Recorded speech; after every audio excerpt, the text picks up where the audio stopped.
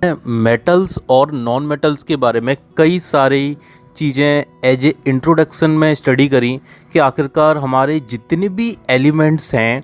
और जो naturally occurring elements हैं या आप कुछ भी कहें, तो उनकी क्या क्या ऐसी खूबियाँ या उनकी खासियत या क्या प्रॉपर्टीज़ होंगी जिनके बेसिस पर हम बेसिकली उनको एक सेपरेट मेटल या नॉन मेटल की कैटेगरी में इंक्लूड करेंगे। ये हमने एक बेसिक इंट्रोडक्शन दिया था अपने लास्ट पॉडकास्ट में कि ये उनकी कुछ पहचान है, उनके इलेक्ट्रॉन्स के बेसिस पर हमने कुछ बताया था, उनकी कुछ ऐसी ऐसी प्रॉपर्टीज़ होंगी जिनकी बेसिस पर हम उनको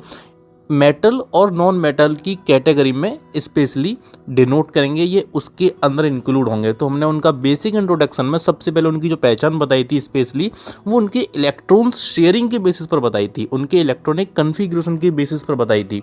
तो हम इससे पहले कि हमारे मेटल्स और नॉन मेटल्स की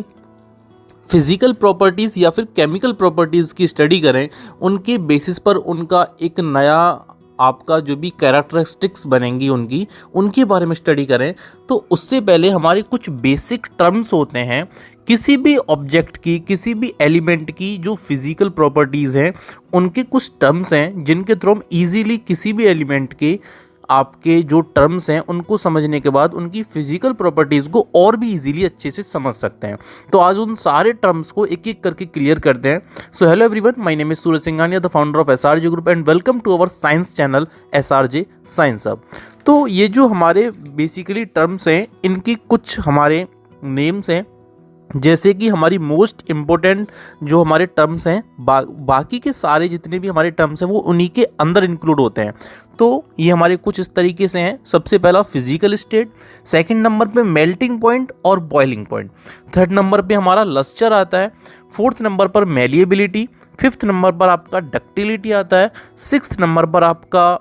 कंडक्टिविटी आता है, और सेवन्थ नंबर पे हमारा सोनोरस आता है। बाकी और भी जितनी भी हमारे इनके टर्म्स हैं फिजिकल प्रॉपर्टीज़ के, वो सारे टर्म्स हमारे इन्हीं के अंदर इंक्लूड होते हैं। तो अब इनकी अगर बात करें तो इनको हम किस तरीके से समझेंगे,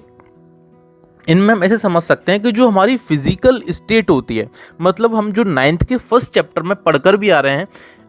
मैटर की स्टेट्स के बारे में जो हमारी फिजिकल बेसिस पड़ती हैं, जैसे कि सॉलिड, लिक्विड, गैस। तो यहाँ पर हमको पता चलता है किसी भी एलिमेंट या किसी भी ऑब्जेक्ट के बारे में कि वो हमारा सॉलिड, लिक्विड या गैस में से किस स्टेट में पाया जाता है, या फिर ये भी कह सकते हैं कि वो हार्डनेस या उसकी सॉफ्टनेस वो कैसी है, वो हार्ड है या सॉफ्ट है, उसका फिजिकल स्ट्रक्चर कैसा है, उसका बाहरी बनावट कैसा है, उसकी एक्सटर्नल प्रॉपर्टीज़ कैसी हैं। तो ये सारी क्वालिटीज़ किसी भी एलिमेंट की, किसी भी ऑब्जेक्ट की हमारी किसके अंदर आ जाएंगी, उसका जो टर्म है वो एक फिजिकल स्टेट के अंदर इंक्लूड हो जाएगा। अब सेकंड नंबर पे बात करें हम अगर लस्टर की, तो लस्टर का मतलब होता है ऐसी चीज़ें हमारी, ऐसे ऑब्जेक्ट हमारे या फिर ऐसे एलिमेंट्स हमारे जो शाइन करते हैं, जो चमकते हैं, जिनके अंदर शाइनिंग सरफेस होता है, तो वो सारे के सारे हमारे लस्टर के अंदर आते हैं। अब इसी से रिलेटेड टर्म है हमारा स्ट्रेंथ। अगर हम किसी भी एलिमेंट को, किसी भी ऑब्जेक्ट को अगर खींचते हैं, खींचने पर अगर मान लो ब्रेक नहीं हो रहा,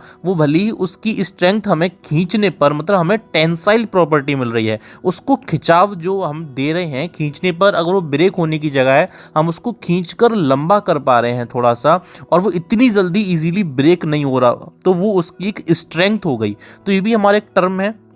और जो हमारा अनदर टर्म था melting point and boiling point, ये भी एक बहुत इंपॉर्टेंट टर्म है। फिजिकल स्टेट के बाद में, लस्टर के बाद में मेल्टिंग पॉइंट और बॉइलिंग पॉइंट हमको ये बताता है कि किसी भी एलिमेंट का, किसी भी ऑब्जेक्ट का कितना ज़्यादा है, कितना कम है। अगर कम है तो मतलब हम उसको ईजिली अच्छे से मेल्ट कर सकते हैं या बॉईल कर सकते हैं। इसमें बहुत इंपॉर्टेंट बात नोटिस करने लायक ये है कि मेल्टिंग पॉइंट मतलब आपका किसी भी चीज़ का पिघलने का जो बिंदु है, एक पार्टिकुलर पॉइंट है कि जिसके बाद एक पार्टिकुलर टेम्परेचर के बाद वो चीज़ मेल्ट होना शुरू होगी। तो मेल्ट सबसे पहली बात तो वही चीज़ें होंगी जो सॉलिड स्टेट में होंगी। अगर वो लिक्विड स्टेट में है तो वो मेल्ट तो होंगी नहीं, फिर वो बॉयल होंगी, उबलना शुरू होंगी। ठीक है, तो ये दोनों डिफरेंट चीज़ें हैं, बॉइलिंग लिक्विड में और मेल्टिंग आपका सॉलिड में। तो melting point and boiling point दोनों हमको ये आइडेंटिफाई करेंगी कि उनका कितना एक पार्टिकुलर टेम्परेचर है। अगर किसी का ज़्यादा है, मान लो दोनों ही पॉइंट मेल्टिंग और बॉइलिंग, तो वो आपका कैसा हो गया, हाई मेल्टिंग और हाई बॉइलिंग पॉइंट वाले हो गए, अगर किसी का कम है तो वो हमारा लो मेल्टिंग और लो बॉइलिंग पॉइंट वाले हो गए। तो इसके बाद जो हमारा नेक्स्ट टर्म है वो है मेलिएबिलिटी और डक्टिलिटी। अब इसमें क्या होता है, आपकी जितनी भी चीज़ें हैं, जितने भी एलिमेंट्स हैं, उनकी वो टेंडेंसी, वो प्रवृत्ति, उनका वो एक हैबिट कि अगर आप उनको बीट करते हैं, मतलब आप उनको पीटते हैं, तो पीटने पर वो एक थिन सीट, एक पतली फॉइल के फॉर्म में आ जाए, एक सीट के फॉर्म में आ जाए। फॉर एग्जांपल हमारी कुछ ऐसे ऑब्जेक्ट्स हैं, अगर हम उनको हैमर से पीट रहे हैं तो वो एक प्लेन सीट में कन्वर्ट हो जाए, तो ऐसी प्रॉपर्टी को बोलते हैं मेलिएबिलिटी। ठीक है, अब जो हमारा नेक्स्ट टर्म है वो है हमारा डक्टिलिटी। डक्टिलिटी का मतलब ये जो आपको हमने स्ट्रेंथ में बताया था, टेंसाइल, उसी से रिलेटेड है कि अगर आप किसी चीज़ को खींच रहे हो तो वो एक वायर फॉर्म में चेंज हो जाए, पतली होती चली जा रही है लेकिन ब्रेक नहीं हो रही, तो वो डक्टिलिटी की प्रॉपर्टी हो गई। आप किसी चीज़ को खींच रहे हो, जैसे कि आप रबड़ को ले लो, रबड़ को आप एक पार्टिकुलर लिमिट तक खींच सकते हो और खींचने पर वो टूट नहीं रही। ठीक है, वहीं अगर आप हमारे कुछ मेटल्स को ले सकते हो, जैसे कि हमारा सिल्वर हो गया, कॉपर हो गया, इनके कई सारे तार बनते हैं जो इलेक्ट्रिसिटी में यूज होते हैं, तो ये एक डक्टिलिटी की प्रॉपर्टी है। अब इसके बाद जो हमारी नेक्स्ट टर्म है इसमें, वो हमारा टर्म है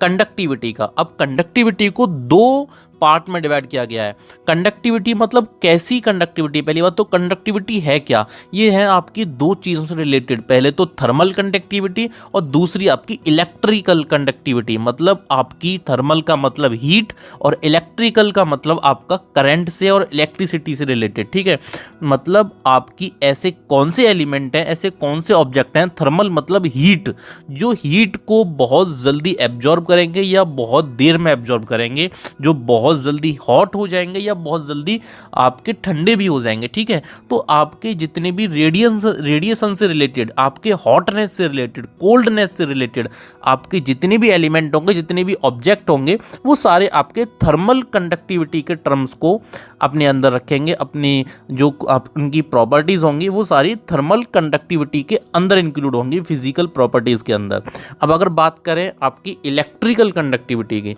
तो इलेक्ट्रिकल कंडक्टिविटी आपकी वो चीज़ें हैं जिनके अंदर हमारा करंट पास हो सकता है। ऐसे ऑब्जेक्ट जिनमें करंट पास हो रहा है उनके अंदर मतलब इलेक्ट्रिकल कंडक्टिविटी है, और जिनके अंदर नहीं हो रहा मतलब वो आपके बैड कंडक्टर हैं, बैड कंडक्टिविटी है उनकी इलेक्ट्रिसिटी की, उनमें करंट फ्लो हो ही नहीं सकता, उनमें से इलेक्ट्रिसिटी पास हो ही नहीं सकती, और जिनमें से हो सकती है वो आपके गुड कंडक्टर कहलाएंगे। तो ऐसे एलिमेंट्स की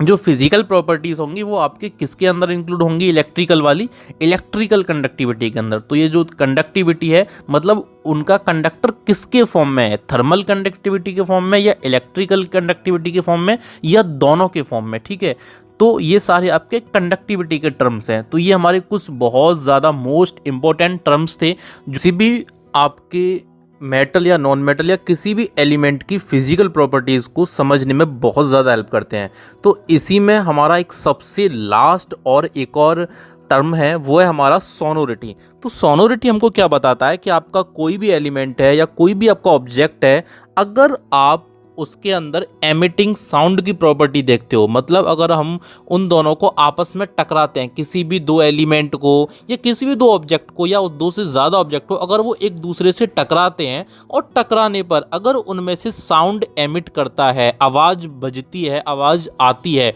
तो ये जो प्रॉपर्टी है ये आपकी सोनोरिटी या सोनोरस कहलाती है। कि अगर आप किसी भी मेटल को या नॉन मेटल या मेटल को या फिर उनकी जो भी अपनी प्रॉपर्टीज हम आगे पढ़ेंगे, तो अगर उनमें टकराने पर आवाज हो रही है, साउंड प्रोड्यूस हो रहा है, एमिटिंग साउंड एमिट कर रहे हैं, तो ये जो उनकी प्रॉपर्टी है किसी भी एलिमेंट की, किसी भी ऑब्जेक्ट की, ये हमारी सोनोरस या सोनोरिटी की टर्म्स के अंदर आती है। तो ये हमारी सारी की सारी ऑल टोटल हमारे कुछ टर्म्स से फिजिकल प्रॉपर्टीज़ को समझने के लिए जो हमको बहुत ज़्यादा हेल्प करते हैं, किसी भी आपके एलिमेंट की या किसी भी हमारे ऑब्जेक्ट के फिजिकल प्रॉपर्टीज़ को अच्छे से अंडरस्टैंडिंग या समझने में हमें बहुत इनसे हेल्प मिलती है।